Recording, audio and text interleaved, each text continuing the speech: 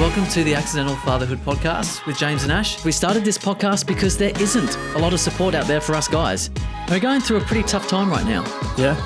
Yeah, accidents, not mistakes. Unplanned pregnancies and new relationships and what is going on with our lives. So we're trying to bring a little bit of support through some awesome special guests, and It's a place to commiserate together. And we are rolling. Welcome, everyone. Welcome, Ash, and our very, very special guest, Shaan. Thanks. Thank you so much for coming along. We might just start with a bit of an introduction on why you're actually here and what you actually do. Sure. Thanks for having me. I feel super stoked to be here. And I feel like this is a really important conversation that's otherwise not been had. So my name's Shaan. I work at Griffith University. I run a program there called MATE, which is all about the prevention of violence, particularly violence against women, as well as racism and discrimination in all of its forms.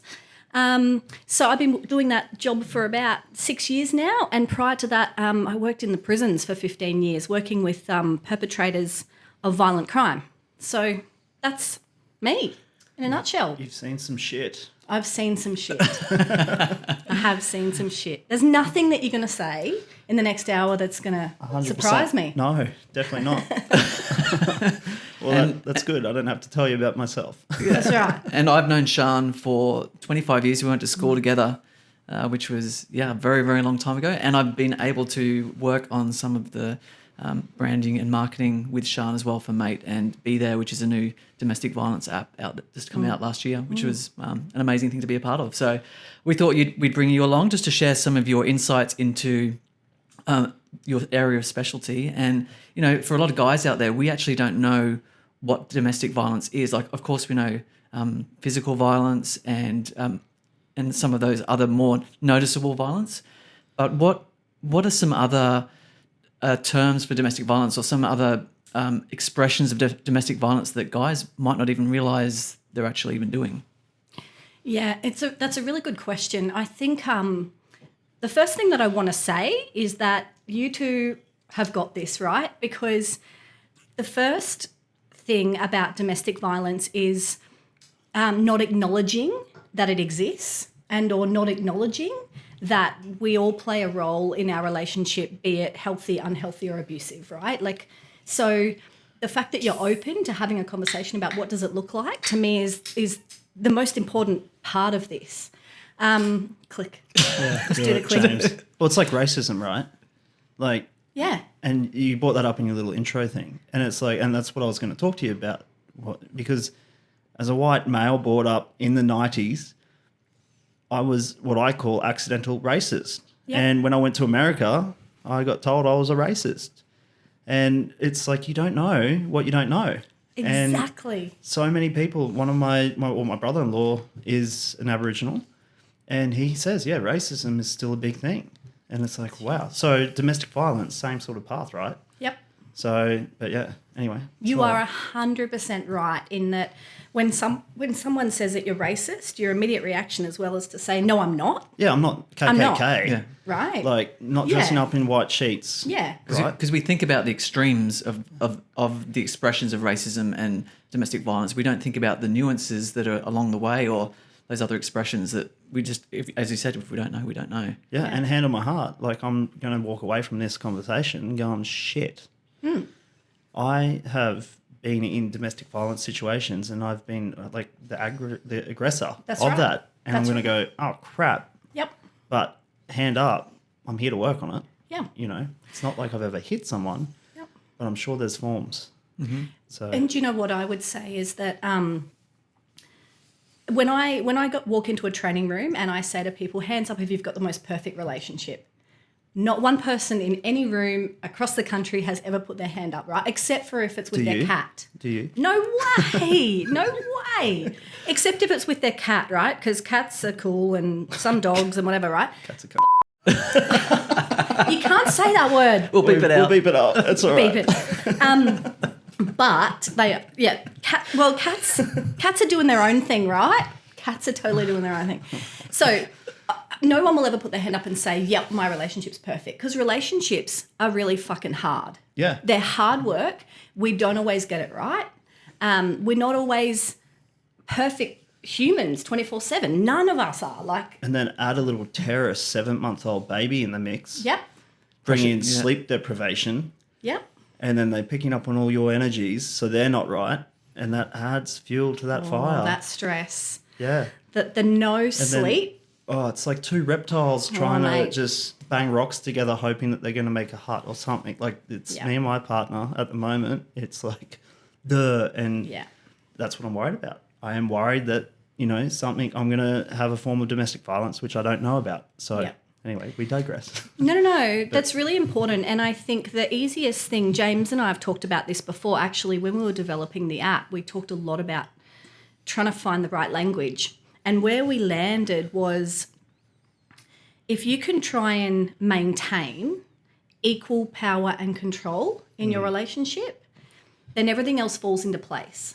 The minute that there's a power imbalance, whether it be with your finances, whether it be with seeing family and friends, whether it being with name calling or making that person feel less than, the minute that you're feeling the power is shifting, that's where we need to bring it back to that equilibrium. So that's what I say to people is like your benchmark. And that's a good point you make as well, because it's not just men that can be domestic violence in a relationship. It can go both ways, right? It can do. Yeah, it can do, absolutely. Like we say that there's a very gendered nature to most forms of domestic violence. And that's, if we want to go really deep here, that's actually born out of patriarchy. Mm-hmm. That's actually born out of the fact that men have run the world for a very long time. So men are inherently used to power and control. They're used to having it, right? In every way, shape and form. So in a relationship, it makes sense that men then go into those relationships feeling like I've got to have the power and control here. Or leading. Leading. Because generally men get promoted above women, especially the last, I don't know, however long, but in my 35 years, I've seen it a lot where men are getting promoted above women. So it's only natural that you want to lead. Well, for me, like I feel like I'm a natural leader. So in a relationship, I want to lead. Yeah. And you're right, that power struggle, when that power balance is off, that's when the whole relationship starts to go to shit. That's right. So... And to answer James' question, absolutely women can be perpetrators and men can be victims as well. It can go the other way. But what we do know is that there's a very real gendered nature to most domestic violence. And when women use violence in a relationship, domestic violence in a relationship, usually it's for different reasons. So it's not usually for power and control. It's usually resistive. So when a man's been exerting his power over and over and over again, what we usually find is that a woman eventually will go, I've had enough. Right. And so to the naked eye, that looks like she's abusive, but actually when you unpack it, I'm talking about the pointy end of domestic violence. Sitting here in the middle of unhealthy relationships, mate, we are all guilty of that bit there. Yeah. I think that's what we really want to talk about today. Is like the blunt end. How or just that blurry middle where how can we be better at communicating with our partners or being a better partner and not slipping into those bad behaviours? That's right. And what are those bad behaviours? Would you want to maybe talk to some of those? Maybe like a list of some common things that you see that are domestic violence that we wouldn't actually recognise as domestic violence, maybe. That might help us. Well, when I'm talking about domestic violence, I'll say to people will say, well, how did usually the conversation or the narrative, the popular narrative is, why did she get herself into this situation? Why did she get herself into that relationship? And we say, well, in the same way everyone else did, right? She fell in love. I mean, how did you two get yourselves into this situation, right? No condom. In the same way a lot of people, right? No condom. The mood cycle. That'll do it. That will do it, right? That'll do it. And let's revisit that with Roe versus Wade, right? Because in my opinion, mate, that's on you. Oh, 100%. We voted on episode 1. Right, good. Good. And the one that we threw in the bin as well. I totally own it. Yeah. It's all me. It's both of us. It's two to tango. Yeah. But you both make that decision when you're having sex. It's like, this is the contraceptive technique we're going to use. It's not like she just goes, oh, do this or do that. It's like you both kind of know what's going on. Yep. 100%. Also, if my daughter's listening to this in like 20 years' time, I knew what I was getting into, which is why I didn't take precautions. Just so you know. Just clear that up now. Just clear it up. And can I just say, like, as my little saviour, I've used that method for 20 years in my relationship, and I haven't accidentally fallen pregnant. So it's going to be one of my questions. Which method? The no method. The no method, right? We were actually going to ask you, are you an accidental child or have you had accidental children? No. My journey was very different. My fertility journey was very different. So I took me a year to fall pregnant, and I actually had to map it, plan it, look at my ovulation cycle, do the whole thing. I was devastated thinking, because I think as women, we place so much pressure on ourselves, and so does society, and so do the women in your family, that you are going to bear children, right? But also I felt like a failure to my husband that I couldn't fall pregnant, because I thought that was my duty, and that it was all on me. And I was too embarrassed. I think, like, what you are both doing right now is taking so much stigma away from these conversations. Because I was even too embarrassed to talk to my husband about the fact that, what if it's me? What if it's my body?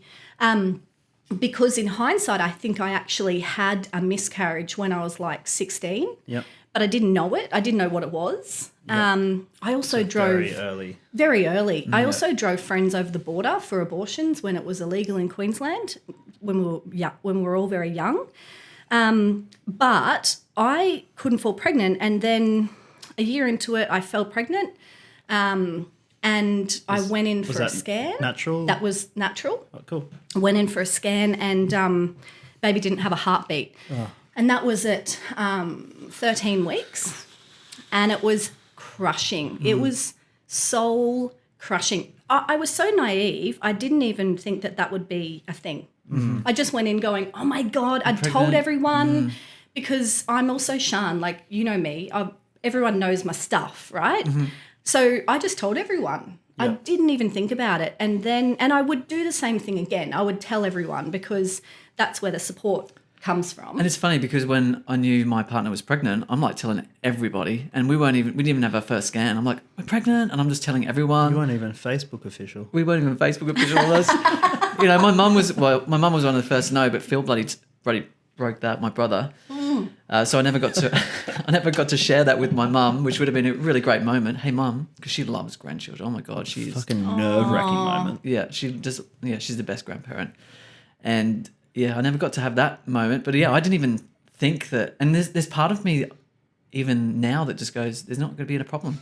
Yeah. There's part of me that's just like, I just feel so, I don't know, there's something inside of me that just goes, everything's going to be fine. Yeah, well, it's interesting because that's half the reason why we kept and we didn't even have any real conversations about terminating pregnancy, was because I knew so many people that really struggled to get pregnant. And I didn't want to be one of those people in the future. Yeah. If everything had gone well, which it is going well with my current partner, if everything had gone well and we decided, let's have a baby now. And then it's like, you can't, So we were like, let's do this dance now. Get it over and done with. But yeah, anyway, sorry. You should. And I think there's no right or wrong way to do this stuff, right? Like for me, I thought there was. And so I did the whole, I'm going to be in a relationship for X amount of years, and then we're going to get engaged, and we're going to get married. Then we're going to, I did this stupid bloody, I did this stupid thing, and none of it, not your life doesn't go to plan. Yep. Does it? No, does it, Ash? No. This is enter our podcast. It's like our podcast. Yeah. I had the I wanted to have, engagement party, the wife, start a family. I had this in my mind of the perfect way this was going to happen, and of course it didn't. But I'm totally okay with it. I'm just going to roll with whatever the universe provides. But yeah, I had in the same mind. This is how I want it to be. Yep. And I'm a bloody planner. I love I know things to go to plan. So yeah, it was definitely okay. Well, let's see how we go. But also, I'm a big believer in the universe. Me too. So the universe wanted it to go like this. So why? And that's Are you on the fence with the universe? I'm on the fence with everything. Yeah. Well, you'll believe it when you get there, right? No, I actually thought I'd never have kids. Yeah, right. So the whole pregnancy, I was a fucking nervous wreck. I took antidepressants and everything. It was like that mixed with COVID and what was going on there. I was having a fucking mental breakdown. Every scan, I was like, oh, here we go. Like, and I could only imagine what it would have been like for you having that 13-week scan with no heartbeat. So you had the opposite to me. You thought something was going to go wrong the whole time. Yeah, dead set. So, but I always plan for the worst case in my head too. Me too. So I'm always like, okay, if this goes to shit, what's the outcome? So I always forward plan, forward think, and then that way, if it does happen, I'm prepared. Yeah, and I like to think of the worst case scenario, but then I bring it back to always being optimistic. Like it's the worst thing that can happen. Yep, good, but let's be optimistic, and that's kind of how I usually try and do things in life. Yeah, but are we getting off topic? I don't know. No, Back to your kids though. Oh. I want to know. Okay, so I miscarried, and actually, when I went in, I had the most beautiful obstetrician who I just adored. And I went in for my 13 weeks, and he did the scan, and he was so polite and kind of going, we'll just do an internal one. Can we, like I say, we'll just do an internal. Fuck that. Internals are the most horrible, invasive. Doesn't sound good. Revolting things, right? And you're not prepared for it. Like, here we go. Like, I don't know. I wasn't expecting this. Anyway, so next minute, you're having this internal, and then he said to me, I'm sorry to tell you there's no heartbeat. And it was like I was above my body looking down going, nah. Like, you've got it wrong. Anyway, he said to me, Shaan, I get one a day. You're my one today. Wow. Yeah. And I was like, what? Like, but like, I remember the moment. I remember the feelings. I remember the smells, the everything. So I jumped in the car and I rang my best friend and I said to her, you need to tell everyone because I can't. And they sent me home that night with the baby still in there. And then they brought me back the next day to have it removed. And that night was just torture. Yeah, sounds horrible. Torture. I didn't sleep. Anyway, my feeling was I want to get pregnant straight away after this. Like, as soon as I can, as soon as I'm ready, as soon as my body's ready, I want to. Then I fell pregnant 3 months later with Banjo, who's now nearly 13. Yeah, cool. Fell pregnant again naturally with Archie and fell pregnant again naturally with Lily. So it was like my body was trying to understand what it was meant to do. Once it knew, it was like, yeah, I got this. Yeah, wow. But there would be a lot of insecurity around that second one when... Oh, yeah. Like, you'd be going, like, fuck. The whole time. I was a nervous wreck. You talk about being a nervous wreck. I was everything. Like, I bought one of those fetal Dopplers and I every single day I was listening for that heartbeat. Like, every day at home. I bet. Yeah. It's amazing how experiences will change the way you perceive things and how you feel about things in the future. Yeah. It's like that almost trauma, isn't it? The Trauma. But I wasn't happy for anyone who had a baby or was pregnant. I remember going to Westfield and thinking, like, everyone else here can get fucked. Like, I wasn't happy. Yeah. You know when people go, but I'm happy for you. I wasn't. Yeah. I was like, damn you. I'm going to be a good mum. Yeah. Like, I'm doing everything right. Like, I'm doing the right stuff. I'm taking the vitamins. Like, why me? I was really cranky at the world. Yeah, it wasn't cool. Yeah. I wasn't a nice person to be around. And my partner didn't know how to support that. No. How would you support that as a partner? Do you have any... I think being vulnerable too, because I think that men are taught traditionally to bottle it all up, to be tough and strong and emotionless and all of that what I call toxic masculinity. And I actually think that the more that you say, I'm hurting too, like, we're in this together, that was our baby. And because I think for Matt, he just bottled the whole lot up and went about his business, which made me feel quite alone in it. And it wasn't on purpose. It was just that's what you have to do. what you do. Right? Yeah, Coping. Coping, yeah. Yeah. And it's not okay to say, like, as a man, it wouldn't, like, for me, I'd be like, I can't say a fucking thing. Yeah. Yeah. You're not going to say the right thing anyway. No, but know? even having, like, even, you know, because I know guys that have lost pregnancies as well and then also have aborted and they feel a loss as well. 100%. You can't say it. Yeah. You can't, I see posts all the time on Instagram about girls that have lost their pregnancies. I don't know if that's the right term, but anyway, they've lost their babies. But you don't see any from the guys. Yeah. No one reaches out to the guys. And it's like, if you do reach out, I feel you'd be crucified. But I want that. Yeah. I want that, because what that means, if men aren't speaking their truth to this stuff, then your trauma, your expression of trauma, you're going to suppress it, right? But your expression of trauma is going to come out 10, 15, 20 years later. And it's going to come out in really unhealthy ways because you haven't addressed it, so it manifests. Like, to me, that's why as soon as James said to me, come to this podcast, I'm like, hell yes. Because if we don't have these type of conversations, where do you put this? Where do you put it? Yeah. Exactly. And when I spoke to Ash, I'm like, man, I'm having trouble right now. I'm in this new relationship and I'm putting a lot in and not getting anything back, and I'm scared. I don't know what's going on. I'm actually okay being vulnerable. I'm like, Ash, what do we do? And then we had a bit of a chat and we're like, we should share this journey because there's other guys out there that could learn from, a 42-year-old navigating this. 100%. Because, I'm definitely a very emotionally intelligent person, and even I'm struggling, right? So yeah, it's not, it's easy. It's not easy, and I think you need to reach out for support if you need it. What's your main struggle? My main struggle is uncertainty. Yeah.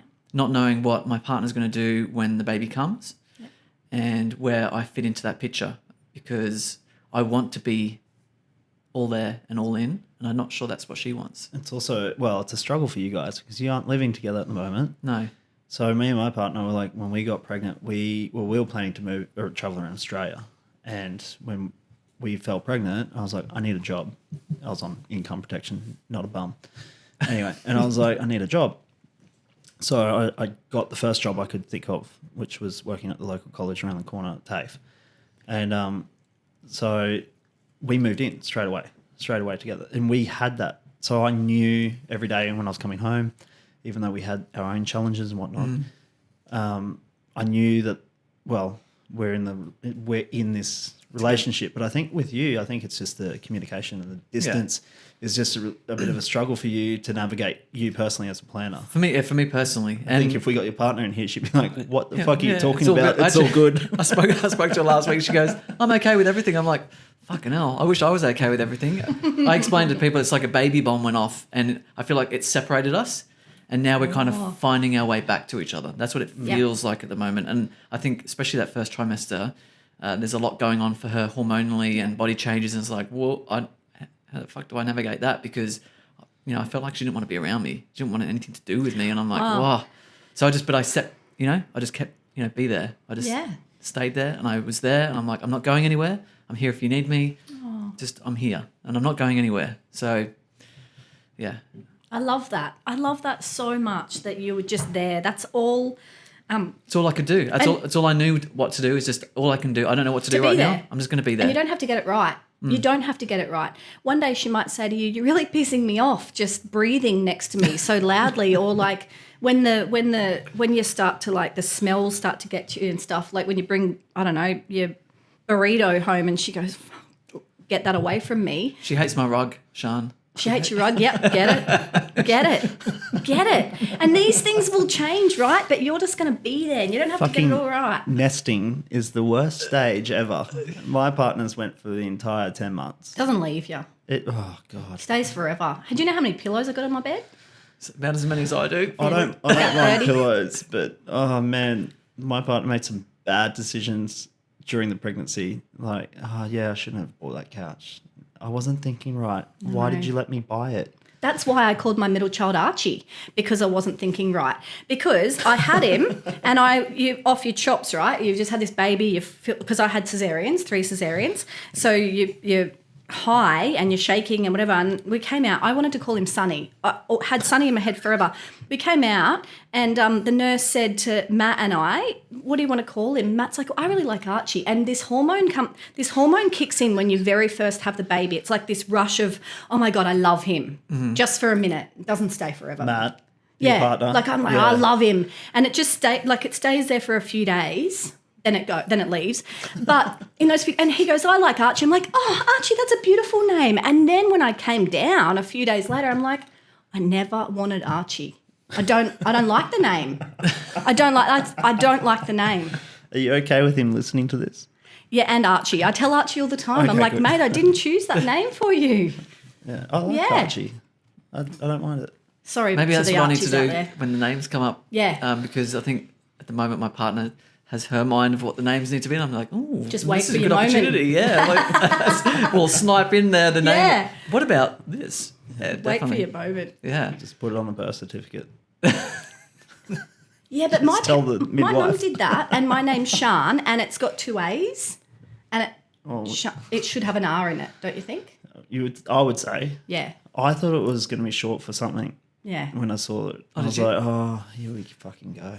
I don't know many I'm Shaan. actually glad that you're real. Yeah. Yeah, I don't know many Shaan, so I just figured that's how you spell it. Yeah, no. Well, it should have an R in it. You pronounce it like it's got an R. So don't do that. Just spell it how it is, whatever the name is. Oh yeah, no, and I know Don't that do I know weird that from spelling. branding. We want to make sure we say it the way it is, because the voice Yeah. searches these days. If you spell it funny, it's like I can't even find that now because it's a weird spelling. That's right. I Don't do I that. had to put my Siri on Irish accent just so that I can say, "Hey Siri, call Talisha," because the American wouldn't. There is no Felicia in there. I'm like, fuck. I'm like, call Talisha, and then I put it on Irish, and he's like, calling Talisha. It's like, perfect. How good is that? Is Delisha Irish? Talisha, I don't fucking know what it is. Oh, don't well, know. it must be. Shaan's Welsh. I doubt it is. I don't think it is. I don't know what Talisha is. I've African American. We need to ask her. It sounds African American. Yeah, her mum does a lot of work in, I don't know, Ethiopia or something. So It's a nice yeah. name. I like the name. Beautiful It's a name, beautiful actually. who knows? And I know Welsh names, they've got the longest suburb name in the world. Like it's like, I forget how many letters it is, but the Welsh has this longest name. I'll put it up here when I find it. And to pronounce it, I have no idea, but it's the longest name in the world. Wow. Welsh. See? They've got a whole language. Did you even know Yeah. Welsh had their own No. language? Yeah, I watched And The Irish Crown. have their own. Seriously, COVID was a long time for me. Yeah. I watched The Crown. I found out on that they had their own language. And Good it's education. Mental. Their language is fucked up. Talking about the Welsh, back to domestic violence. I don't actually know the Welsh statistics on domestic violence, but what I do know is that this week there was a coronial inquest into Hannah Clark's murder. Hannah Clark was a woman that was murdered in Brisbane, and her 3 children were also murdered by. Was that in Brisbane, and they flooded Brisbane. the house or something? He actually set them all alight in the car. Oh, that guy. Yeah. And you know the hardest thing about working really closely with that family is that the friends, her parents and the friends tried to do everything that they could, right? So her friends went to the police. They said, he's going to kill her. You need to help us. They were screaming at the police. They were doing all this stuff, right? But when I've asked a couple of his mates, what did you do? Like, what were the signs? And then what did you do about them? What they said is that for the last kind of 12 months, he was getting really edgy. He was really stressed because he was at a gym down here, and they said, he'd you do boxing with him and he'd just take it too far and whatever. And so I'd say to them, well, what did you say to him? And 9 times out of 10, men just generally will back away. Yeah. So he was weird. He went weird. I'm backing away. And I implore men to move in closer, right? So I talk about calling men in. When you notice something's up with your mate, you have to call him in. Yeah. Like, what's going on for you, mate? I've noticed that you're really stressed. I've noticed that you're taking it too far at the gym. Yeah. Are you okay? Are you okay? Yeah. Like, what's going on for you? And that's the extreme end, but he didn't do that. He didn't get there overnight, right? It was a continuum. It was a journey. He murdered his 3 children. Yeah, I was know? working that day, and I worked in the electricity network retail for Energex. So, the whole street was closed off. Oh. I remember going, what's going on in that area? We can't get to any of our jobs. Just and like it was horrendous to hear about it. Drive someone to go to that level of just destruction and anger and that. So do you know were there financial issues at the start? Was there breakup? Do you? Yeah, I can tell you a lot about that. Could you share? Yeah, as I well, can. I guess.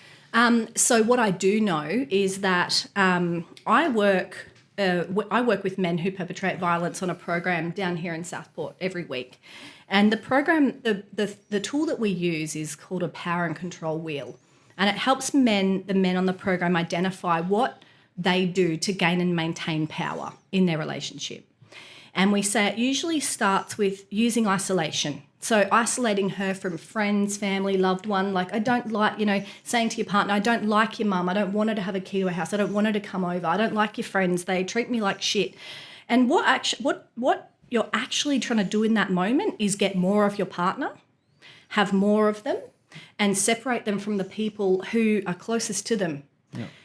So isolation to me is a really concerning first step. Yep. And so for Hannah, Rowan hated her, family and would do whatever he could to kind of stand in the way of her getting there. Similar to all these cases, Kelly Wilkinson, who was murdered on the Gold Coast, they both moved to America. And that level of isolation meant that she didn't know the surround. She didn't have people to go to. So post-isolation, we say that usually things like emotional abuse are starting to put her down, make her feel bad about herself, make her feel like she's not good enough. And what that does is if someone says to you, are you going to wear that out? Like, are you going to wear your hair like that?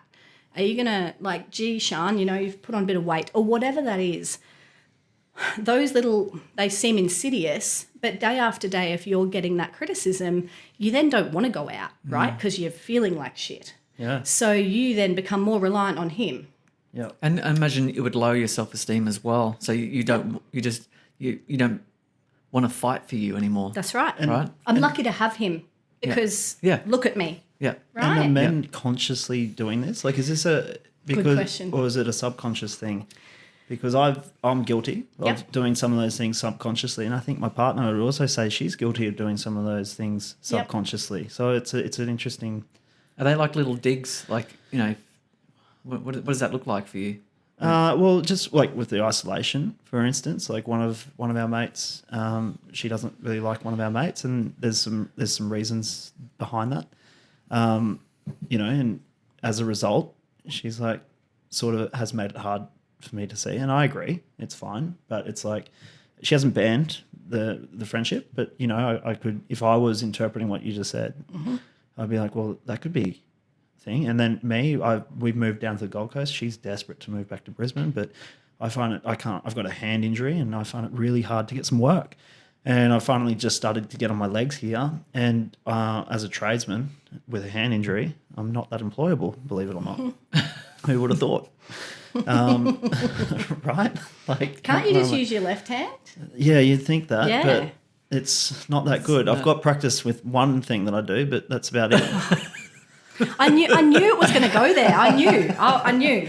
You lobbed it up. Anyway. Yeah, I did. And then the digs, we sort of dig on each other. We always apologise and we always come back and, we always call each other in, but we always call each other out on, hey, look, you said this and it made me feel like shit and whatever. But, unconsciously we've done a lot of those things that you've already alluded to as domestic violence. And it's okay, well, is it a conscious thing that these guys are doing? Because I've often wondered, are these people conscious that they're going, well... Or is it ignorant or malice kind of scenario? Are they... is it... Yeah. Are they actually... In their mind, I guess, do they just go, I can't stand their parents? Or if the parents get involved, then maybe she's going to take the kids away and support her. So I'm just going to take her away from the parents. Is it more like that thinking, do you think? Or you probably... Now that you've held yourself responsible, I'm going to give you an out and tell you that what you're describing is that unhealthy bit where we all go from time to time, where we don't always get it right. I'm constantly saying to Matt, oh, fuck, you chew so loudly. He's got this click in his jaw. He's got this click in his jaw. And and the other thing that really frustrates me when we sleep, he does this. I snore, right? But I feel like that's worse. So how often you're almost waiting for it every night. So how often is it just? How often does he go? Like, what is that? Oh, like every breath, like the breath. That's the breath. All night. Like that. All night. It's like a little steam engine. Yeah, Kind right. of cute. I know. At the beginning, it's cute. But there are a million things that I do that are really irritating too, right? Like I'm a really hard human to live with. I'm really hard, Yeah, I can right? pick that. Yeah, I really am. So, but the difference is that we have equal power and control. So I can say to Matt, "Fuck, will you like seriously? I can't do the p anymore." And he'll say to me, and then he'll record me snoring and go, "Welcome, mate." Like, so that's equal power. Yep. So when you're saying, "Oh, you know, we've moved down here," this is why people find it so challenging to distinguish the difference. What you described to me, you still have equal power, right? So you're talking about, she wants to move back to Brisbane. We're on the Gold Coast. I've got work here. You're talking about it. You're communicating about it. Your motivation behind doing it isn't to gain and maintain power and control. Even when you're calling each other names and stuff, like things are quite unhealthy, your motivation behind that, if it stems from, I want her to stay here tonight, I don't want her to go out. So jealousy to me is a really important, I don't like to talk about red flags. Yep. The reason I don't like to talk about red flags is I think we as human beings like a script and we get too caught up on red flags and we might miss things. So I like to talk about the gut. So if your gut is telling you that James's relationship looks unbalanced, that's when I want you to call him in. Yep. And vice versa, more so than here's the flags. But there's one flag that I say to everyone is you get out and don't look back, and that's the jealousy. Yeah. So if he starts to go, why are you wearing that? Who are you going out with? What time are you going to be home? You need to ring me, ringing her 10 times while she's out. I don't like the colleagues that you work with. So he starts to put things in place because it's motivated by his jealousy. Then that to me is unequal. So if she doesn't feel like she can say, mate, I'll go out with whoever I want and I'll be home at whatever, or she doesn't feel like she's got that ability, then there's unequal power. Yeah. I feel like, and jealousy's been a big thing I've kind of processed a lot as a dating. I look for red flags all the time when dating, but I think that's a little different red flags, little tiny red flags. What do you look for?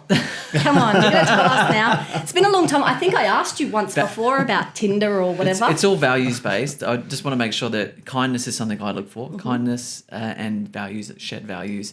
And I think having a shared values is really important for that future of, 100%. I heard something today. It's like you're I think it was Russell Brand said it, you're two trees growing side by side and you need to support each other along that way. And it's not about control or anything. You're like supporting each other. But yeah, red flags to me would be, what would be a red flag? Just very unstable. Jealousy is another one. For me, jealousy means that if I was ever jealous of my partner, it'd be because our relationship's not good in the first place. Yep. And I'm insecure for Yep. some reason. It's your insecurity. Usually it's based on my insecurities, not what she's doing wrong. It's like it's all made up in my head and But you also see her as your possession, right? Correct, yeah. So that's, to me, like I'm my own person. So it's funny, and this is going like, I haven't even had this conversation with Matt, but here goes. Matt, listen. I even talk about, like, I am a big believer in the fact that we've set up these social constructs that don't necessarily work for people, right? And this is really far out here. I can't believe I'm putting, I might ask you to edit it out. One of them is monogamy. Now, I'm going to preface this by saying I've always been monogamous to Matt, but I actually don't believe in it as a social construct.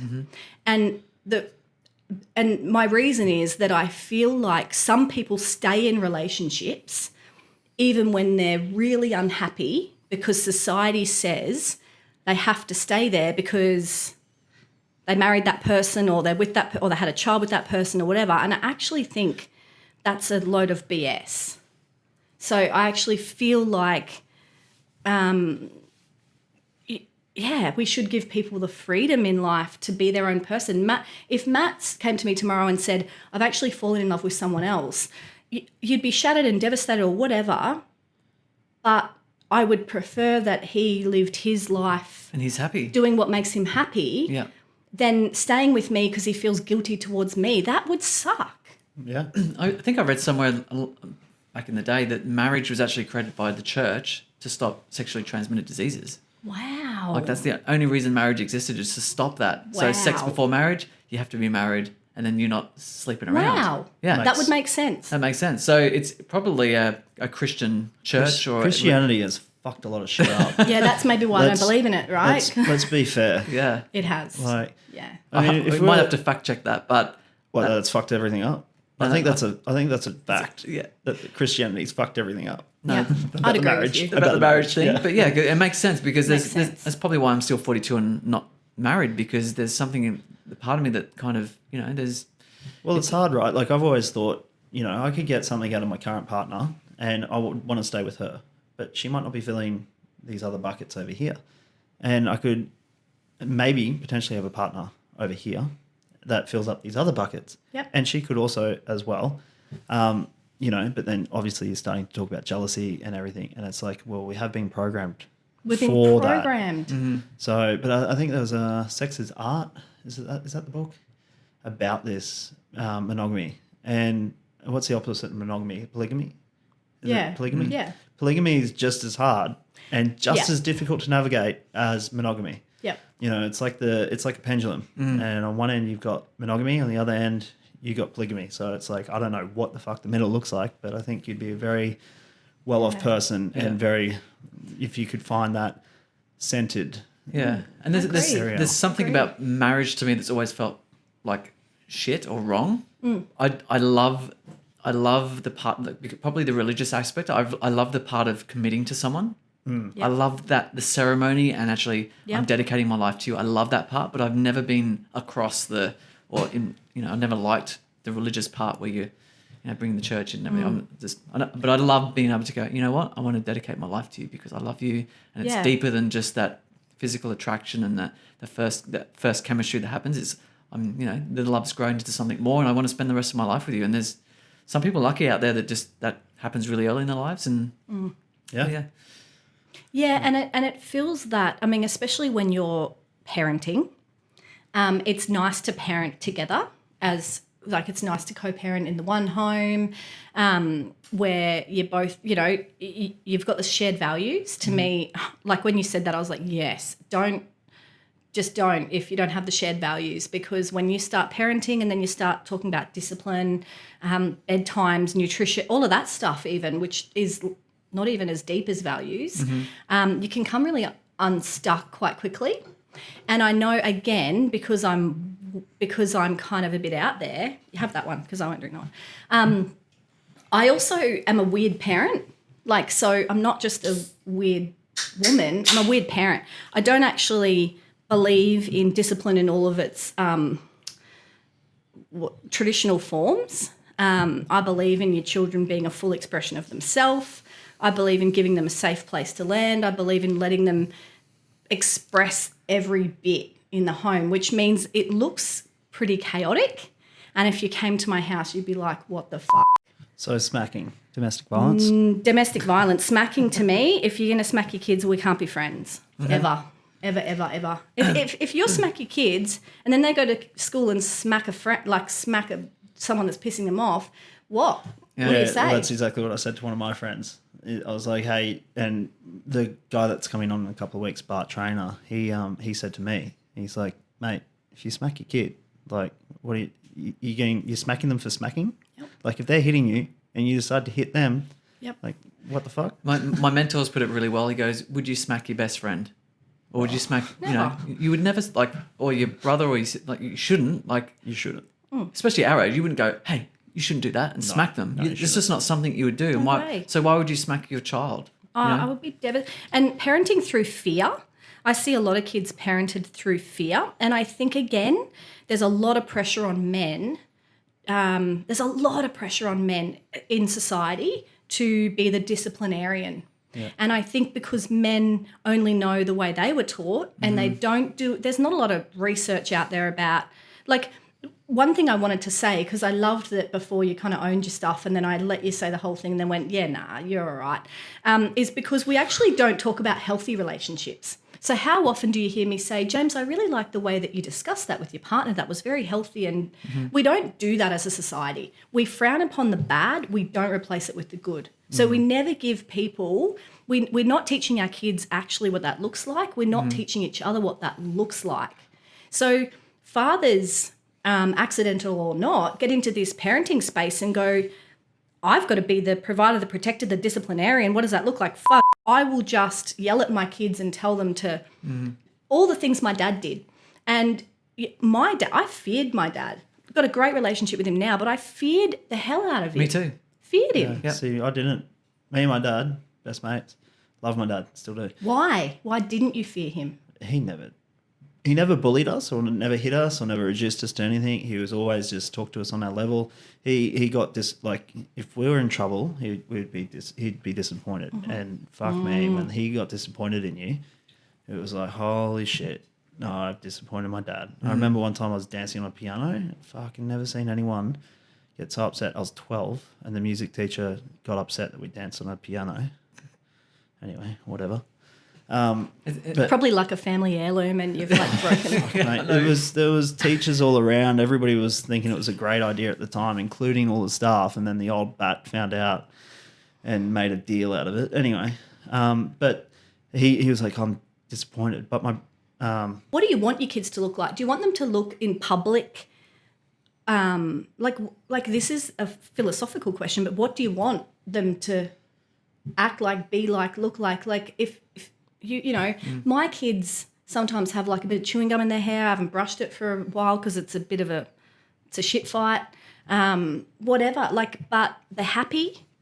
I want, like, every morning when we go to school, I start with singing them a song. We open all the blinds. It's a bit of a dance party because I want them to go to school with no stress from home, right? Like, and these are my philosophies, and that's weird to most people. They're like, what are you doing? Like, you know. Are you late to school? Are you that? Sometimes, but I've got to get to work.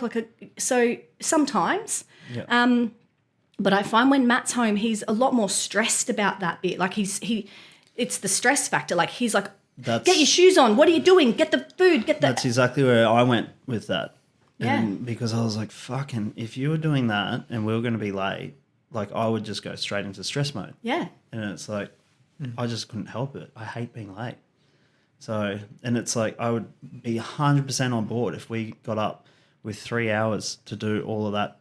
Yep. To do it and have fun. I'd be like, I prepare the night before. Yeah. So I put the uniforms out the night before. I put the lunch boxes out. I set everything out so that I can do that the following day. Because I've learned if I don't, then it's not fun. So if you're on a boozy night and you don't do it, and you wake up the next morning? Shop. No, find a school with good tuck shop. Okay. All right. Yeah, so go tuck shop. Adapt to the situation, but always make it fun. Because you can order the tuck shop from bed, like you can lie in bed and order the tuck shop. And Technology these days. Yeah. No on an paper, app. no paper bag. Paper bag. When I had a tuck shop day when we used to go to school, I was like, donut, meat pie. It was just like, oh, this is heaven. This is the worst Kids food. love it. Yeah. Chicken nuggets, dino nuggets. Kids love it. What's a dino nugget? It's a nugget shaped as a dinosaur, don't you know? You're going to know. You're going I'm so to out of know. touch. Yeah, I've got a 7-month-old. She's eating an avocado. She'll eat dino nuggets before you know it, and she won't turn back. So once kids ever taste a nugget, they never go back. So that becomes their staple diet. Just chicken nuggets. That's it. That's it. Good. Trust me on this. Good to So know. yeah, like what kind of father do you want to be? And I say this to the men in the program that I run because they'll often say, I'm a really good dad, right? They're there for domestic violence, but I'm a really good dad. You can't be both. If you're abusing the mother of your child, then you are not a good dad. That is, so what I always say is that the children are part of me. I gave birth to them and they are part of me. I'm like a mother duck. So if you come at my kids, if you yelling at my kids or whatever, it's a physiological reaction that I get over my body that says hell no. And so that's why a lot of men who use domestic violence will use the children as a brokerage. If you ever try and leave me, I'll take the children. If you ever try and leave me, you'll never see the kids. You won't get custody. You're mentally unwell. All of these things, they use them as leverage. And that's because they know that the most important thing in that woman's life is her children. So it's like a lever they pull. It's a lever they pull. And when you come home from the hospital with your partner and you've got this baby, she doesn't know what the to do with it either. No instructions. She has no idea what to do with it. Hormones are raging. She's high as a fucking kite. Yep. She's got to breastfeed. Her breasts are killing her. She has no clue what to do. And this is why I love this new parental leave for men as well. Glad you brought Because it up. then, like, Matt went back to work the following week and I was like, well, I don't know. And do you know the most lonely part of that? So for those that don't know, it's yeah. a 20-week men paid parental leave from the Queensland. Is it Queensland initiative or Yeah, is it federal? I think it's federal. Federal. So and it hasn't been approved yet, correct? No, but some workplaces have already implemented it. Yeah, and I time. was actually thinking about this today. Sorry to get off a little bit off topic, but I was thinking about this today, and it's like because when we moved down the coast, my partner actually she applied for a job, she got the job, and then as a courtesy, she was 14 weeks pregnant. As a courtesy, she said, "Hey, by the way, me and my partner found out just recently after I applied for the job that I'm pregnant." So they changed the contract on her. Right? Made her feel like shit. Yeah. Now, if I feel, and part of the reason why they probably did that was because they didn't want to have to pay someone or hold a position for 6 months while she is off on maternity leave.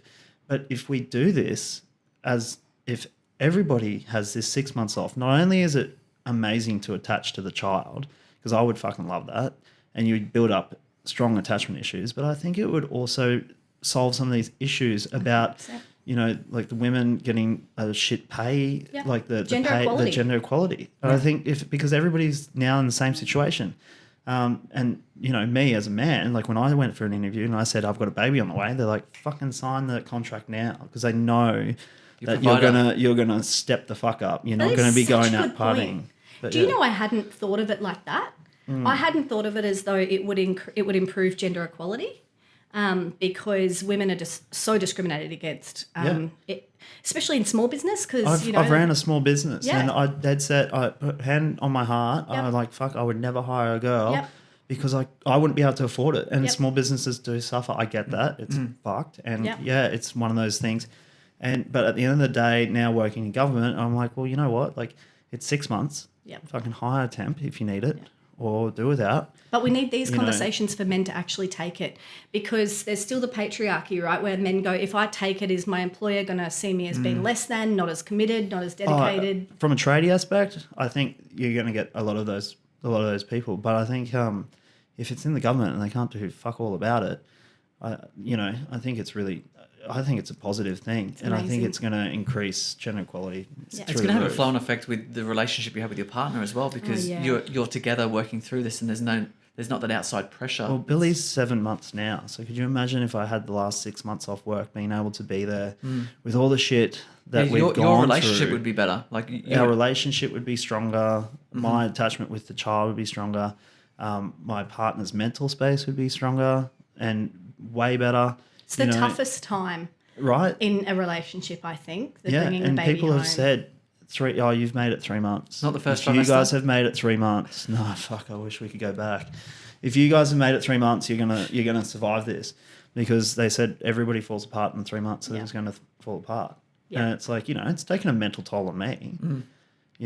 Like I've packed on some kegs from just doing nothing. But yeah, I'm for one, and I'm definitely all for it. Can I wish call I had out it. something here too? Is that if you're a fairly selfish we're all selfish, right? But when you're in this relationship and it's been you and her, right? It's been you and her, and it's just you and her. Even when she's pregnant, it's still you and her, right? The baby's growing, so it's beautiful. Once the baby comes out, mate, you're getting 0 to negative attention. Right? That's not happening. Yeah, zero intimacy with your partner. Zero intimacy, zero attention. Everything's about the baby. I remember Matt coming home from work and I was like, "Oh my god, Benjo made this face today. It was so cute." And he kind of looked at me like, "I don't like that's great," but because I being a woman who's always been out there working as well, then forced to sit at home. I just wanted adult interaction. It wasn't filling up my brain space. And I was feeling like a failure because I don't really know what to do here. Everything's hurting. I'm depressed. Did you feel a lack of purpose because you weren't working or contributing in some way? And Yep. you just felt like stuck in this? Yep. Yep. Even though I'd brought a human into the world, which is the most important job, the most important thing you'll ever do, it's so magnificent, that wasn't where my worth had ever been placed. So, like, I'd always, you were climbing the corporate ladder one minute, the next minute you're changing nappies, and no one's going to give you an award for that. Mm-hmm. So my recognition was always outside the home. So I felt this isolation that I would take out on Matt when he would get home. And he was busting his ass trying to work 50 million hours so that we had money, because I was on half pay, which was better than nothing, but it was half pay. And so I just feel like our relationship I became resentful. He probably became resentful if we were at home together, doing all of those things together, going for walks with your new baby and your pram, that sort of stuff. I feel like Matt was deprived of that one-on-one with all of our babies. And that makes me sad, because that's where the attachment's built. Yeah, and it's those shared memories. I know if I go on holidays by myself, it's not as fun. When you have someone to go on those holidays with, you're like, how good was that time when we did this? It's just like those shared memories and experiences. Yeah, it is. Definitely. It's a hard time for you. You're right in the thick of it. Yeah. And you're about to be. The trenches. Yeah, I'm ready.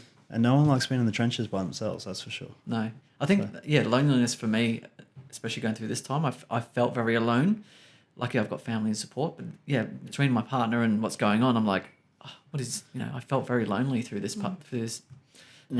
Coming and talking about this has been the best thing I've ever done, to be honest. I'm such a better person at home just after talking about this. Apparently Talisha goes, have you been seeing someone? I love it. Yeah. And then he goes, no, we just started a podcast. I love it. Because even I was sitting here going, I'm like really sad that I'm not going to be back here next week, because same for me. You can be a regular. That's fine. I can be a regular. Thank you. Because same for me. Like this is the stuff that no one talks about. Like I was even while you were talking before, I was even thinking, I wonder whether we could catch up for drinks we don't. We as women don't talk to men about this stuff either. So we as women have this, we get together. Yep. But then when the space is men and women, no one kind of talks about this stuff. Mm-hmm. But for women and men to come together and talk about here's what it was like from my perspective. Because I'm probably going to say things that your partners aren't going to say. They're probably being too polite. Mm-hmm. No, mine would be, I think she's very polite. She's very caring, and she doesn't want to, I think she's a bit of a people pleaser, I think, because I'm a reformed people pleaser. Yeah. And I know that it's nice to tell people what they want to hear most of the time. Yeah. But I've thought a few times, what are we having for dinner? And she doesn't give me a true answer to that. So I figured that, how you show up in one area of your life is you show up in a few other areas. Yeah. Definitely. Yeah, see, I get to the point where I don't give a fuck what we're having for dinner. Is there food ready? If not, I'll go get chicken nuggets. You just wait. Dino nuggets, apparently. It's going to be dino nuggets. Dino nuggets done. Dino nuggets. I'll go get a fucking bag of frozen dino nuggets, I'm assuming. Do you know that no parent is doing parenting perfectly? No one's got their shit together in any space or every space. And I just want men. The other thing when men get together is they don't talk about the beautiful things with their kids, the cute moments. They don't talk about that stuff, right? And so I want men to celebrate I bash James all the time with my photos. Good. Billy. I got a little nephew, and I just love him to bits. Oh, we all know that. Like, he's all over your Facebook, and I'm like, this is the cutest relationship ever, isn't it? Yeah, I think because I feel like because he's my twin's son, I just see myself in him a lot because he's my. Well, you're like triplets, right? Like he's like a younger version of you too. You would see yourself in Yeah, so it's a weird thing, but I feel very close to my nephew. Fuck, that would be weird. I just thought about that. That would be extremely weird. Would be, hey. Anyway. And he looked like, because he looks so much alike. Mm-hmm. He looks like both of us when we were younger, like totally. Yeah. Hey, can we go back to something? You said before that you were scared of your dad growing up. Yeah. Yeah, Russ. Can you talk about that? He's a lovely man, but he only knew what he knew. Yeah. I have been struck by my dad before, on a few occasions, and I think, that as a child, How old? What ages are we talking? Are we talking? I got hit at high school. At Pack Fair once. At Pack Fair. Because I wanted a Cooter Lions jumper. Oh, wow. And Dad's like, I'm not paying for that. And then I said, well, I said something smart-assy, but I got a smack, and there was people around us going, whoa. That would have And been Mum more was ego. not happy. That would have been more ego check than fucking. It was like- wouldn't have hurt. I was not happy. I love my dad with all my heart. He's such a beautiful man, and he only knew what he knew. And there was I got struck by my dad, Actually, and that's what made me fear. But you remember it. You knew where you were. You knew why it happened. And this is what I say about that fear, right? And so our dads only knew what they knew, but we know better now. We actually know better. So when you know better, you do better. You grow and evolve, and you learn different ways. And what I know is that I never want my kids to not come to me. I never want my kids to not tell me that something's gone wrong or something's happened or whatever. The other thing that I've done with Lily that I haven't done with the other two is I've taught her consent right from birth. So even before she could speak, I'd say to her, is it okay if I change your nappy now? Mm-hmm. Is it okay if I do? And so good. did it from day dot. I need to And do that now with my daughter. do it today. Because even like oh man. And if she says no, we had to cool. check for worms the other day. Yep. That is a fucked up experience, It James. is. You wait. It is not good. Like, Okay, I'll tell you how they do it. yeah, do it. So they're like, and this is mind blowing because we're at the doctor's and we're like, look, we think she's got worms. She's been hanging out with her older cousins, and we're like, she's like, well, you can take the medication or you can check or you could and then take the medication. So I'm like, medication, let's do it. My partner, she's like, it's bad for their belly. Oh, okay, all right, whatever. And so we're like, how do we check? You have to wait until the night, then get a torch, lift their legs up, spread their butthole, and watch the worms come out of their butthole. What? Little white. Is it like maggots? When you... I love this like- gag reflex. It's pretty much like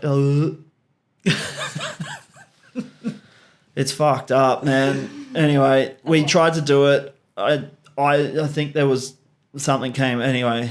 I So can't. the medication happened. Medication happened. Straight.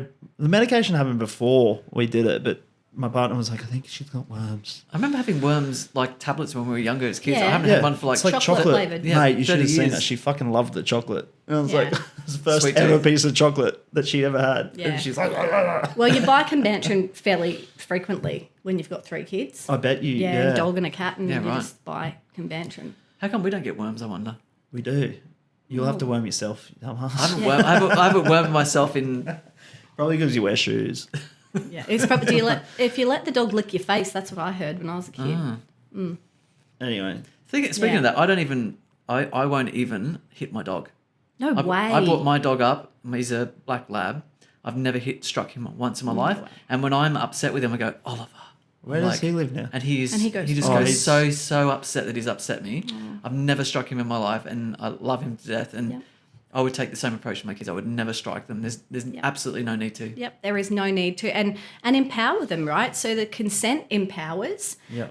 Lily now knows, like, my body, my rules. So, like I said, when she was little and I'd say, can I change your nappy? And she'd say no, I'd be like, sweet. Fine. People might go, oh, that's gross and whatever. She'd run around with a poo in there for whatever, but it was her body, her choice. Eventually she'd go, you can change it now. And that is empowering to her to go, it's my body, it's my choice, I'll do this. Right, and so that's something you could do, And it's like that. and it's definitely something when and I know my brothers they've just put their little Archie into a childcare. Oh no, you got to edit that. Has he got an Archie? He's got an Archie. I just said I didn't like the name. I know it's Is it fine. an Archer? Archer.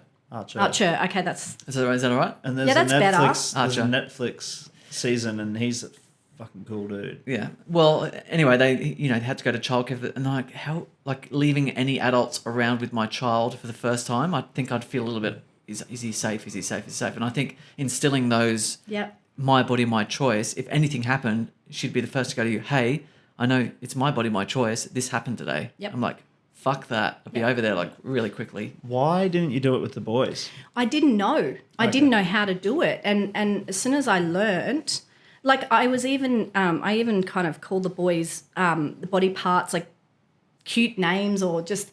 And with Lily, I'm like, it's your vagina, that's your vulva. Like I've taught her everything correct from the beginning because I knew better. Right. And so the boys I've kind of taught in retrospect, which hasn't worked as well. So you learnt, so Lily's the youngest. She's 6, yeah. And she's the youngest. Okay, Yep. so you just purely didn't know when they were, it wasn't know how to because do it. I just wanted to address it in case someone's listening like, well, why the fuck didn't the boys get Yeah, that done? I didn't but know it was how just to. purely Yeah. that at that stage in your life, their life, you didn't know. So And that's now I do lots of stuff with the boys to kind of make up for it. One of the big things is menstruation. So the boys know every month. It's like I've got my period. Archie will go, do you want to heat pack, mum? Do you want to like? And I just want to normalize it, right? Yeah. Because when we were kids, having a period, like no one, you definitely didn't talk about that. I wouldn't have even known at school. I wouldn't have known. No. what's I going didn't on. know. I didn't know. Well, and even like one of my kids was like, oh, there's blood or what? And I'm like, we need to normalize this. This is the normal part.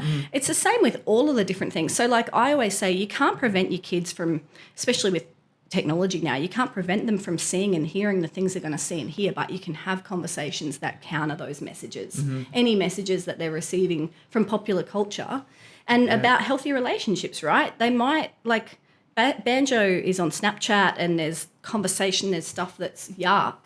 And for me, knowing what a healthy, respectful relationship looks like is just me countering the message. But I fucking worry about that shit. Yeah, man. Empower her. Yeah, and then also a cyclist. Like if she, becomes a cyclist, Why cyclist? I just fucking hate them, James. Sorry, not all of them, but just if you're a getting cyclist, your if you're a 'cause cyclist they that get in your uses a way. pedestrian crossing, like fuck off. Oh shit! You just said fuck off to me. I'm one of those people. Are you? Are you use the road, bro? Or like, I don't trust motorists. no, it's Yeah. fair, but it's like You're not oh, welcome man. anywhere, are you? No, and- a cyclist is not welcome anywhere. I have been a cyclist too. That's the funniest part. I've had a really bad trips home where I'm not allowed on the footpath. I get people aren't happy with me on the Yeah. footpath. Traffic aren't happy with me on the car. I'm like, fuck, where am I supposed to go? So It's hilarious. so now I just kind of keep out of everyone's way and just try and get. That's why I gave up cycling. There's more lazy people than there are fit people, right? So lazy people are going to get the shits with fit people who Yeah. want to ride their bikes. And people And say, that's the honest. people say to me, 100%. you don't pay registration for your bike and blah blah blah. I'm like, I've got a fucking car, man. Like, Yeah. and I am a person on a vehicle. Like you're a person in a vehicle. I have the same amount of fucking rights. I pay a shit Yes, ton you of could run me tax. over, but And it's also maintaining good health, right? yeah, of course, So- it's killing lots of birds on the way. Not literally, Not but literally. but killing lots of birds on the way to work. Yeah. Sorry. Hey guys, we're gonna I have. don't hate. Oh wait, no, we got more. Fuck the camera. It won't overheat. We'll be right. We'll be right. Have you got time? Yeah, Shaan? yeah, I do. Because I wanted to bring up about the abortions. Yeah, okay. And do you think, Catholic. do you Let's think talk I've about covered Catholic off Church. on what I need to about unhealthy versus abusive relationship? Anything you want me to? I would say We if, are the- running out of time, so- if you do maybe before we go to the abortions, if you were a guy listening right now and you're like, fuck, that's me. I'm showing up this way. And we can put some links in the We'll link mates. Yeah. The mates. but there's there's also other links that we could for support. But what advice would you give to guys out there that are showing up like this, and what would be the first step for them to make a change or to be a better partner? Lean in, talk to your mates. Go and talk to your mates. Tell them that you're struggling. You're finding things challenging and difficult, just like you two are doing here now. But tell her, like, I'm really struggling with this and that, and even though that woman's given birth, even though all of those things, you've also brought a child into the world, right? This is your child as well, and the more vulnerable that you can be from the beginning, the more you're going to teach your children as well about vulnerability, which to me is the ultimate strength. Okay. And I think that, like you said before, just being there, you don't have to have all the right words, but being there for her is the most important. It's a journey that you're both on together, and it's like this because it's all new to everyone. But also, I know that I do a lot of reading on parenting, on having baby or whatever. Go out and sort yourself out. Like, go and read the stuff, read the journal articles, read the evidence base around best parenting practices. Educate yourself. Educate yourself. Don't leave it to her to do all of that work and come to you and say, I think we should do it this way because here's, to me, that's important. If you can come to her and say, I've read up on this is what I want to do, I think she's going to totally meet you where you're at. Yeah. Yeah, awesome. Educate yourself. Great advice. I've definitely tried that. Doesn't always work. What are you reading? Yeah, true. I'm not reading. I'm not coming with evidence. You're right. You called me out. Yeah. Come with some evidence. But books so before when you were talking about domestic violence, I thought the attachment styles. Yeah. And when you're talking about jealousy and red flags, and I read the book, The Attachment, I think it's called. Is that something that you would recommend to work on if you find yourself jealous? Yeah, look, jealousy is a thing that popular culture reinforces and glorifies. So when you hear a lot of songs, they talk about jealousy and they normalise it as being part of what true love looks like, you know, being obsessed over someone or being jealous over someone. If you're finding yourself jealous, check yourself, because why are you motivated by that? Is it that you are not feeling worthy? Is it that you're feeling like they're your possession? Are you worried they're going to leave? Like, what's sitting behind that for you? And what is it that you need to work on around that? Because you don't own them. And controlling someone, what I always say to the men on the program, how has controlling your partner worked for you? Yeah. Because it might work in keeping them there, but it doesn't make anyone happy. Even him. He's not happy in this relationship where he's gaining and maintaining power and control. He's not happy. Yep. Like he'll say, I was happy because she was there. No, you weren't actually deeply happy, because we're happy when we find genuine connection, not forced connection, not fear-based connection. It's got to be genuine. Yeah. You know it. She knows it. Yeah. Yeah. And I do hear that as well in relationships, that it's like, most relationships is like holding a mirror up to yourself a lot of the time. So when you're having these issues with your partner, like, start going, okay, well, how am I showing up in this relationship, and what's causing her to act that way? And what am I doing? We all have a part to play in this. Like, how am I showing up? And self-assess, like, look at both sides. 100%. And if I'm in a room full of women, we have the same conversation. During COVID, I went on antidepressants, probably similar to you, because I wasn't coping, and I wasn't, when I'm depressed or when I'm feeling like, I don't know, all the feels, I will project that. So others around me will feel it. And I had to really hold a mirror up to myself and bring a doctor. But similar for a man who has used power and control or abused power and control, that shame and guilt that really sits here because they know that it's wrong can hold them back. So what they do is they then justify their actions. They try and pick holes in her so then they can say, yeah, but she did do this, right? So the more they pick is about their shame and guilt. So if we can address shame, if we can put shame and guilt on the table and say, there it is, there's all the shit you did wrong, now we're going to address it. You don't need to now wear that backpack home. Then it frees them from feeling like they have to justify it by making her the monster that they have in their head. Does that make sense? I know that's quite that makes deep, sense. but that's what it's about. Yeah, hold a mirror up to yourself every day. And also, I think that positive mindset, like for me as a mother, every morning when I wake up, funny that we started with this, but every morning when I wake up, I think about the miscarriage that I had, and I think about how lucky I am to have the 3 kids that I have. And that's what I do consciously before I get out of bed. Yep. And I think if that's how we build the new neural pathways. You tell yourself consciously that that's what you're really grateful for, and that's how you go into your parenting world that day. Yeah. You can't then be cranky at your kids. Yeah. No, and gratitude actually releases, I think it's dopamine. Yep. So when you actually say thank you, and I do affirmations in the morning, and I know people go, oh, that's woo-woo shit, but just being thankful, gratitude, it actually makes a chemical reaction in your brain that counteracts stress. It does. So it cancels out cortisol, which is the stress hormone. So if you can do gratitude, even journaling or just being thankful for what you're having in life, and actually say it out loud and do those conversations, like it can actually have a physiological effect on your body and cancel those stress hormones and actually make you feel better. Yeah. It's a thing. So, abortions, America. Yeah. You said that you actually took. I didn't know that Queensland had outlawed abortions in the, I'm assuming, 90s, early 2000s. When was that? Like we were really outraged here with when Roe versus Wade was overturned, but actually in our own country, in our own backyard, we got some dirty secrets. Yeah. And that's one of them. So when we were growing up, we graduated high school in 97. Yep. I drove about 4 friends over the border to New South Wales. Funny that you bring up the Catholic Church. So what I did is we had this family doctor in Helensvale, right?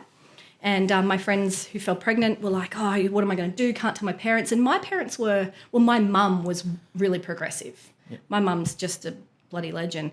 And so I'm like, I'll talk to mum about it, right? So I talked to mum. She's like, take them to the family GP and he'll sort it out.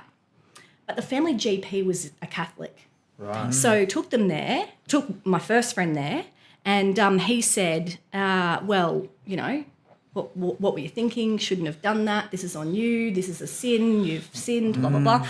He gave her this lecture, and he's just said, I'm not going to help you. I can't help you. Not helping. Off you go. You have to have the baby, like that's what's happening. So that's why we then went over the border. And can I say that when you've got a car full of 16, 17-year-olds going over the border, taking a friend, she has an abortion, she's then drugged out. I remember sitting in the car afterwards with her. She was my first friend. She was really spaced out. We're all in this car and like we're young, right? And we don't know what we're doing. It wasn't safe. It wasn't safe. She couldn't tell her family. There's no emotional support. It's just it still sticks in my mind as something that had to be done, and I had to be there for these women. But there was you couldn't get them, you couldn't access them in Queensland. Do you think that's going to increase domestic violence? Yeah. In America, 100%? 100%. Yeah. America's gone backwards 50 years with that decision, because what that means is the poverty for women living in poverty in America. So, you know, if you've got a bit of wealth, you might be able to find it, locate it. You might be able to go elsewhere. You might be able to, there's things you could do, even though it's shit, there's still things you could do. But if you live in poverty already and you don't have access to a vehicle, or a myriad of things, English isn't your first language, you've got other kids at home and you can't, whatever it might be, then you're forced to have that child. And you actually then birth a child into poverty. Yeah. Mm-hmm. Yeah, it's crazy. And then there's all the pressures that go with that. Yep. Mm-hmm. Yep. Yeah. I don't understand it. Is it religious based over there? Like the Conservatives are very anti-abortion, aren't they? Yeah, I haven't actually read into it, but I think it's 100% religious based. Yeah. Yeah. And Bernie's got some fucking... Bernie Sanders? The president? That's not Bernie Sanders. Oh, fuck, who's the president? Joe Biden. Joe Biden. Edit that out. No, definitely leave that in. Keep that in. Bernie Sanders, I think, is a really... Bernie Sanders he's the good one. He's a good one. Joe Biden, he's the loopy one, hey? Yeah, we actually shouldn't talk about politics because it's going to polarize people, but yeah. Donald Trump took responsibility for it. Like, Donald Trump came out and said, like, go me. Mm-hmm. And we know some of Donald Trump's views on other things. But this is the thing. It disempowers women. Right. So we're here talking about men and we're talking about fathers. And yet what we do know is that this severely negatively impacts women first. I'm really worried that there's going to be a lot of, lack of a better term, backyard abortions. And there's going to be people just doing stupid things like punching people in the stomach to abort. 100%. And that fucking doesn't work, obviously. Murdering her because she, we know that that coercion during pregnancy to either fall pregnant, to have an abortion is a real thing here in this country. Coercive control in relation to, all aspects of pregnancy, even whether she can breastfeed or not breastfeed, even whether she can have sex during pregnancy. Pregnancy is a really, really high-risk time for women. So the last trimester and then just after she's given birth. So in America, can you imagine, when it's an unwanted pregnancy from him, what he's going to do, in order... And also... For genuine, beautiful men out there who fall pregnant, they both decide they want an abortion, they can't get one. What does that look like for him as well, right? It may force him into poverty at the same time. Yeah. So it doesn't only send women and children backwards; it sends everyone backwards. Oh, 100%. 100%. Like, you could imagine the pressure. And I think there would be men that wouldn't cope with that pressure and would take their own lives. Yeah. And it's sad, because then now we've got a mother and a child that's got no support network, or direct father support network anyway. And yeah. Anyway, sad note to lead on. We don't have to. We can keep going. Sorry. No, it's all good. It is. It's devastating, and I think that here in Australia we just need to hold tight, because we could go backwards really quickly as well. Like, we follow America. That's what I worry about. We do. However, Albanese is a bit of a progressive. Who's that? Look, I don't want to. You just said don't get political, but I actually really like Albanese. So do I. I like him. He's progressive. I like him. His acceptance speech. I didn't know anything about him. I'm like, this guy's all right. Well, he moved the flag to have the Aboriginal and Torres Strait Islander flag behind him when he signed the declaration, and I went, like this guy. Yeah. He seems very aware Yeah. and very in touch with a lot of the issues that are going on, Yeah. and he seems very reasonable. He just seems like a reasonable guy. Well, do you know what? This is actually a really good way to end. I met Albanese last year when he came to. Up until a month ago, was the chair of the board at DV Connect. So DV Connect is Queensland's largest hotline for women, crisis line for women escaping domestic violence. We also have a men's line, men's support line, and a sexual assault line. Can we put these links in here so if anyone Yeah. needs any of that support, they can reach out? So I'm still on the board of directors, but I've stepped down as chair after 7 years because it's a lot of work. And I got on the board because DV Connect was pissing me off. Because I was working at a domestic violence service, and every time we would call them for support, they'd say, I'm sorry, we can't support that woman. Like, I'd ring them and say, this woman can't live in her house anymore, he's too dangerous, we need to get her out. And they'd say, sorry, can't help. I'm like, what the hell? If you can't help, who are you helping? Like, what's going on? What's the point? I'm always been about growth mind, like that you have to be part of the solution. You can't just be part of the problem and whinge about it, right? Can't do whinging, fix it. So I got on the board, had no idea how to be on a board, still don't. But I urge everyone to get on a board at a certain time in their life. Surfboard? Even though you don't know what, even that, just get on a board. And I quickly learnt that last year we had 137,000 phone calls from Queensland women saying it is too unsafe for me to live in my home. Wow. So if we have 137,000 phone calls to one service, we don't have 137,000 refuge spaces, motel rooms, or funding. Mm-hmm. So if I was phoning from a DV service, they would turn me away because at least she had support of me at a DV service. Right. Does that make sense? Yeah. So she became lower down the list. So you would have to instruct her to remove you, and then just ring yourself. Ring yourself. ring up yourself. You know. So I don't know. I can't remember where I was going with that. Oh, that's right. So then I met Albanese last year. He came to DV Connect. He was announcing some federal DV policy, and he spent like 2 hours there. Now, there are a couple of news crews, but it didn't feel like a media stunt to me. He had lunch with us. He stood around. We talked about domestic violence, and the thing about Albanese is he was raised by a single mother. He was raised living in poverty, and I just feel like when I'm a white middle class privileged woman, and knowing your own privilege is something that we've got to get better at. But it was like he knew because he'd been there, done that, bought the T-shirt. He'd lived in that space.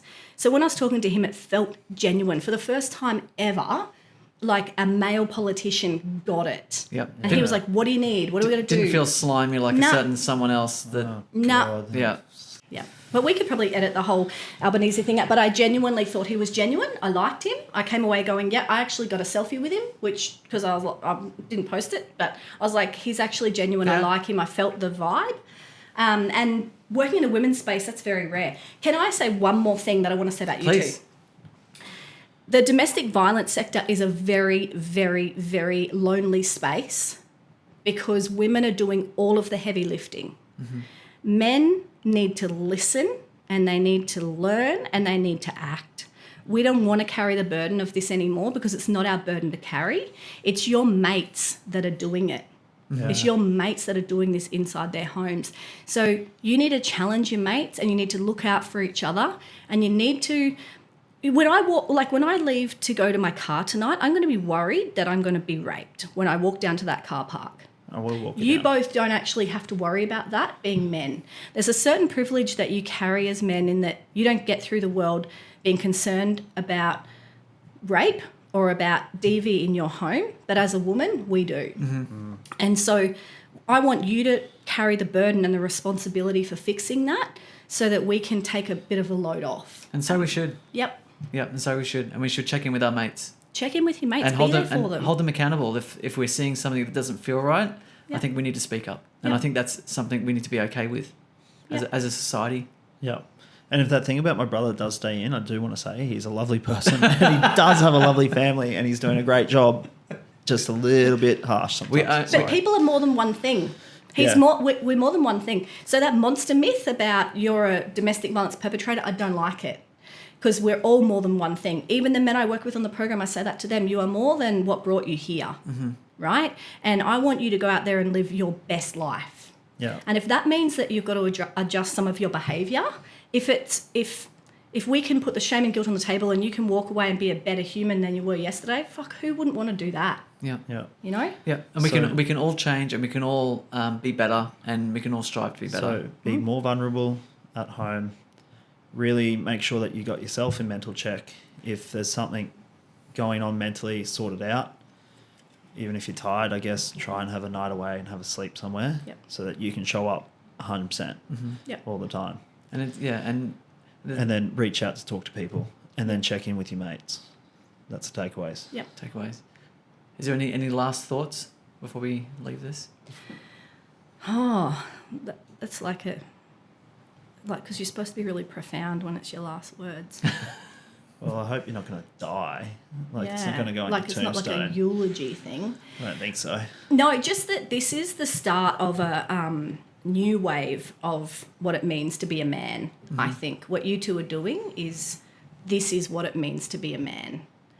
Is showing up, leaning in, being vulnerable, doing what you can to be the best father that you can be, the best human that you can be. Like, this is the new man. Amen. Yeah. We just bagged Don't out the worry. Catholic Church. Politics, the whole, Well, Yeah. look, Shaan, thanks so much for coming in, and I'm sure we'll have you back. Yeah, It's- please It's been do. I've Let's just check been in. like in awe of this whole conversation. I hope anyone that's watching this or listening at home is just going, wow, that was really informative, and I love the conversation, and I think it's the start of something bigger, and it's a conversation us men need to be having. So Yeah, and definitely when we get more than 82 followers, we will have you back Thank you. because I'll it's be an watching important then. message. it is. I Definitely. can buy followers. I'll buy followers, bump it up a little, and I'll be like, hello, here I am. Where can people reach out to you if they need or if they want to connect anywhere?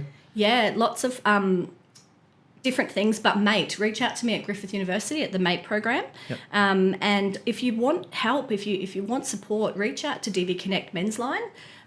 It's a great place for support. It's 24/7. It's over the phone.